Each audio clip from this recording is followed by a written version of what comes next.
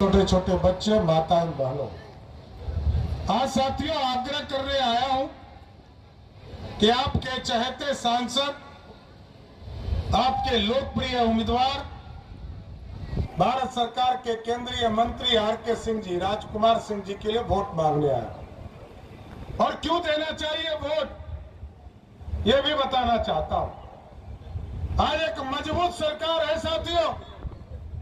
आपने 2014 में यहां से राजकुमार सिंह जी को सांसद बनाकर भेजा और इस देश में पहली बार एक मजबूत सरकार स्थापित आपको दिखा। 1947 से लेकर 2014 तक इस भारत में कई सरकारें आई और चली गई, लेकिन लोकतंत्र में कभी भी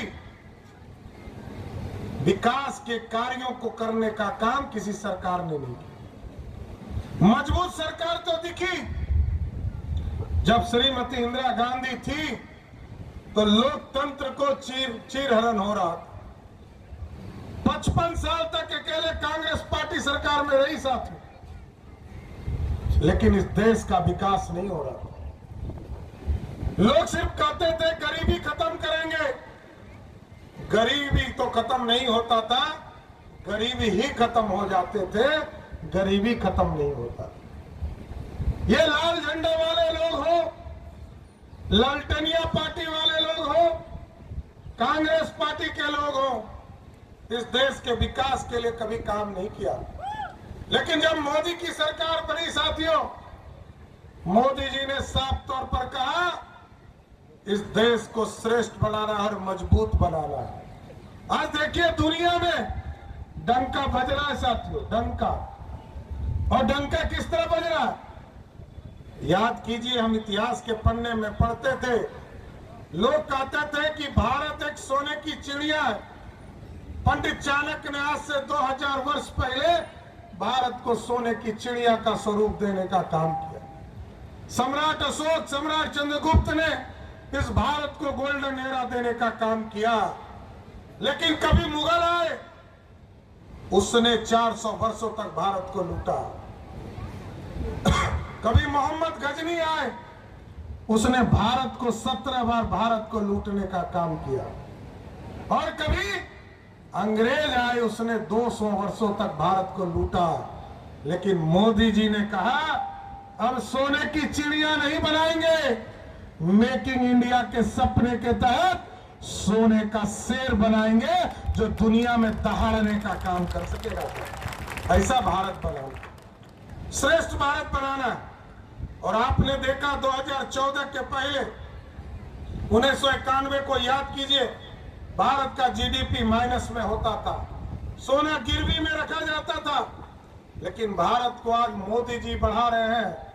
और हमारी आबादी हमारी कमजोरी थी। लोग कहते थे कि 140 करोड़ भारतीयों में 14 करोड़ सिर्फ बिहार में। इतने बड़े छोटे क्षेत्रफल में दुनिया का सबसे घनत्व वाला आबादी भारत है और भारत के अंदर बिहार है। आप सोचिए इस भारत को कैसे बढ़ाना था, लेकिन मोदी जी ने इस भारत को बढ़ाने का काम किया।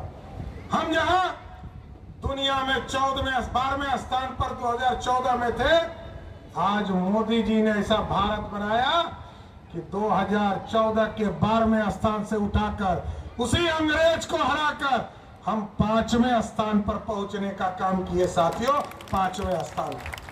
और यदि आप आर.के. सिंह जी को यहां से चुनाव जिताकर भेजते हैं साथियों, मोदी जी का स्पष्ट मानना है इस देश को श्रेष्ठ बनाना, देश को आर्थिक स्थिति पर खड़ा करना है। और मैं बताना चाहता हूं, मैं बिहार का फाइनेंस मिनिस्टर भी हूं। 2,78,000 करोड़ का बजट मैंने पेश किया। टूरिस्ट बेटी आई है।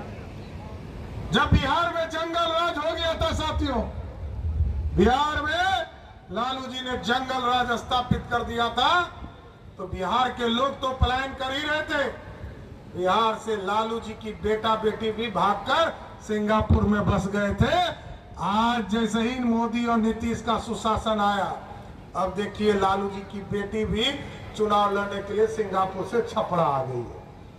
हमने तो छपरा के लोगों से आग्रह किया, एक बार चुनाव हराओ और कहो 5 साल जनता की सेवा करो, तुमको जरूर अगला बार चुनाव जिताएंगे, लेकिन इस बार जरूर हराने का काम करो, इस बार मत जिताना। इसलिए साथियों, लालू जी के लिए गरीबों का आरक्षण नहीं है, दलितों का आरक्षण नहीं है, लालू जी के लिए अति पिछड़ों का आरक्षण नहीं है, लेकिन अपने परिवार के लिए गिन गिन के लिए आरक्षण है। एक एक परिवार को आरक्षण देने का काम करो। आपने कभी सुना किसी अति पिछड़े के लिए लालू जी किसी प्रचार करने गए? बस बेटी को चुनाव जिताना है, किसी और को नहीं।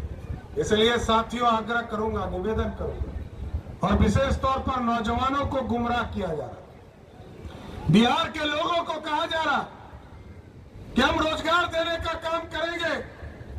आप देखते होंगे हमारी बहनें यहाँ पुलिस वाली खड़ी है, इसको पहले आरक्षण नहीं था। हमारी बहनों को आरक्षण आदरणीय नीतीश कुमार जी के नेतृत्व में 35% का आरक्षण मिला। कोई भी नौकरी होता है उसमें 35% सीधे महिला होती है साथियों।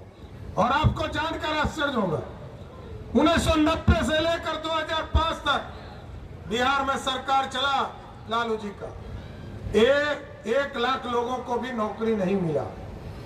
लेकिन नीतीश कुमार जी और सुशील मोदी के नेतृत्व में जब 2005 से 2020 तक सरकार चली साथियों, तो आपको याद करना होगा 7.5 लाख लोगों को सरकारी नौकरी देने का काम किया। और आज नीतीश कुमार जी ने 2020 में घोषणा किया है और लगभग 3 लाख लोगों को नौकरी मिल चुका है।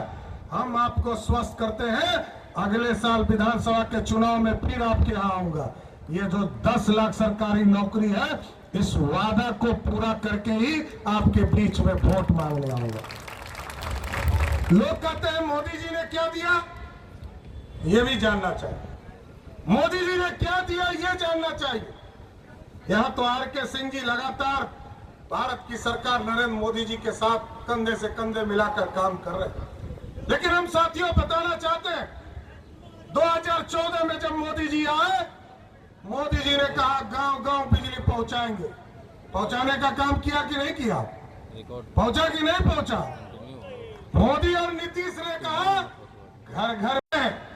NDA के सभी कार्यकर्ताओं से आग्रह करना चाहते हैं, इस बार मोदी जी ने कहा 3 करोड़ परिवार को हम पक्का मकान देंगे, तो हम जरूर अपने NDA के सभी साथियों से कहेंगे, एकदम चिन्हित कीजिए, गांव गांव घर में अभियान चलाइए।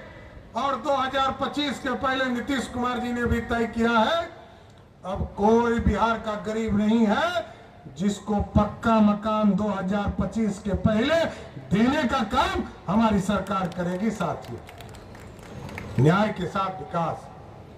आप सोचिए, जिस तरह टेंट में आप बैठे हैं, हम लोग प्रभु राम, मैं तो लवकुश समाज से आता हूं साथी, लेकिन पूरा देश भगवान राम को आराध्य मानता, भगवान मानता। मैं आग्रह करने आया हूं, आप याद कीजिए 450 वर्षों तक प्रभु श्री राम, जिस तरह टेंट में आप बैठे हैं उसी तरह टेंट में प्रभु श्री राम बैठे थे। कोई देखने वाला नहीं था, कोई सुनने वाला नहीं था। और भारतीय जनता पार्टी, विश्व हिंदू परिषद, पूरे NDA के लोगों ने कहा कि हम लोअर कोर्ट लड़े, लोअर कोर्ट लड़े, हाई कोर्ट लड़े, हाई कोर्ट लड़कर जीते, फिर सुप्रीम कोर्ट लड़े।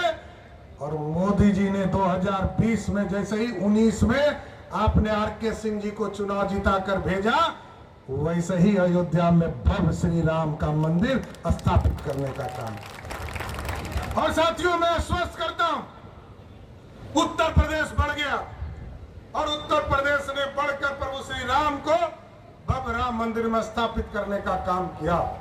और हम लोगों ने भी तय किया है कि बिहार में भी मां जानकी का जन्म स्थान है, सीतामढ़ी में हम लोग भी एक भव्य सीता मंदिर बनाकर मां को स्थापित करने का काम करेंगे। यह है न्याय के साथ विकास।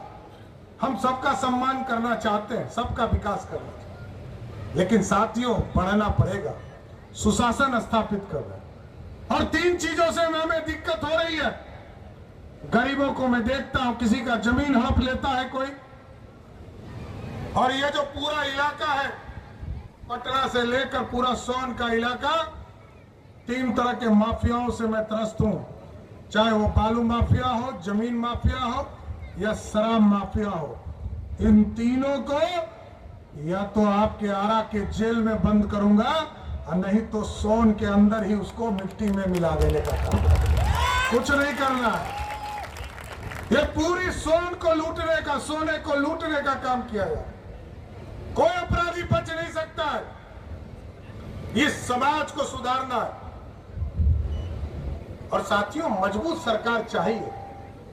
कमजोर सरकार होगी तो याद कीजिए, मनमोहन सिंह को जब तक श्रीमती सोनिया गांधी स्विच नहीं दाबती थी, के नेतृत्व में मैं गर्व से कह सकता हूं कि नीतीश कुमार जी जब 2005 में आए, सब जिस तरह का सामंजस्य बैठाने का काम आदरणीय नीतीश कुमार जी ने किया, आज जिस प्रदेश में पैसा खर्चा नहीं होता था 2005 के पहले, मात्र 25% खर्चा होता था, उस प्रदेश में आज नीतीश कुमार जी के नेतृत्व में 95% पैसा हम बिहार के गरीबों के लिए खर्चा करने का काम करते हैं। यह है साथियों, न्याय के साथ विकास कियो, न्याय के साथ विकास और गरीबों के लिए सुशासन स्थापित करने का काम किया जाए। लेकिन साथियों, याद कीजिए, जैसे ही चुनाव आता है, कुछ लोग आते हैं, आरक्षण खत्म हो जाएगा,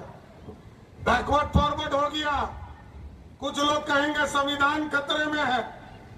लेकिन कभी उनसे पूछिएगा, लाल झंडे वाले लोग आएंगे गांव में, उनसे पूछिएगा, वो कहते थे कि विधान परिषद नहीं होना चाहिए।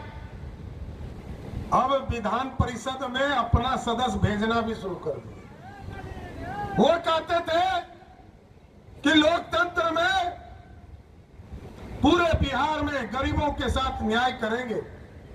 वैसे व्यक्ति के साथ गठबंधन कर लिया जिसने गरीबों का चारा खाने का काम किया, गरीबों का चारा खाने का काम किया। और हम लोग तो सोचते थे कि आज लालू प्रसाद जी सनातन को मानते होंगे, राहुल गांधी जी के साथ मटन खाने का काम लालू प्रसाद कर रहे, बनाने का काम कर रहे हैं। उनका बेटा हेलीकॉप्टर में मछली खाने का काम कर रहा है। और बिहार की जनता समझती थी कि लालू जी तो कम से कम मांस मछली नहीं खाते होंगे, लेकिन हम लोग समझते थे कि आदमी तो चारा खाने वाला है, ये कहां कर दिया खाने लगा। तो हम आग्रह करने आए हैं साथियों, बिहार की समृद्धि के, बिहार के विकास के लिए आपके यहां अफवाह फैलाई जाएगी कि बैकवर्ड फॉरवर्ड हो गया, आरक्षण खत्म हो गया। लेकिन मैं आरा के लोगों से यह पूछना चाहता हूं, याद कीजिए साथियों, 1990 से लेकर 2005 तक बिहार में लालू प्रसाद जी बिहार के मुखिया रहे। एक व्यक्ति को आरक्षण मिला क्या? अति पिछड़े को आरक्षण मिला क्या? दलित को आरक्षण मिला क्या? हमारी बहनों को आरक्षण मिला क्या? लेकिन जैसे ही नीतीश कुमार जी को आपने 2005 में चुनाव जिताया, बिहार में 50% महिलाओं को आरक्षण एनडीए की सरकार ने देने का काम किया। 20% अति पिछड़ा समाज को आरक्षण दिया और 17% दलित। और ये लाल झंडे वाले कहेंगे कि दलित समाज के साथ हम सबसे ज्यादा काम करते हैं, लेकिन उनसे पूछिए, कभी आरक्षण का भी समर्थन करो, आरक्षण विरोधी मत बनो। क्योंकि लालू प्रसाद जी तो शुद्ध आरक्षण विरोधी है साथियों, कभी किसी को आरक्षण नहीं दिया। आरक्षण किसको दिया? लालू जी ने कहा मैं हटूंगा, मेरी पत्नी राबड़ी देवी को मुख्यमंत्री बनाओ। फिर कहा मेरा बेटा क्रिकेट नहीं खेल पाया, पानी ढोते रह गया, इसको उप मुख्यमंत्री बनाओ। यही है ना? फिर कहा कि मेरा दूसरा बेटा जो अपनी पत्नी पर अत्याचार करता है, सारण की बेटी, छपरा की बेटी, जिसके दादा बिहार के मुख्यमंत्री रहे दरोगा बाबू, उनकी पोती को अत्याचार करके घर से निकाल दिया और उसी बेटा को मंत्री बना दिया। अभी आप जैसे ही सोन टपिएगा तो एक बेटी यहां भी चुनाव लड़ रही है। 2014 में जब वहां पर पाटलिपुत्रा की जनता ने उनकी बेटी को हराने का काम किया तो लालू जी ने सीधे उसको राज्यसभा का एमपी बनाकर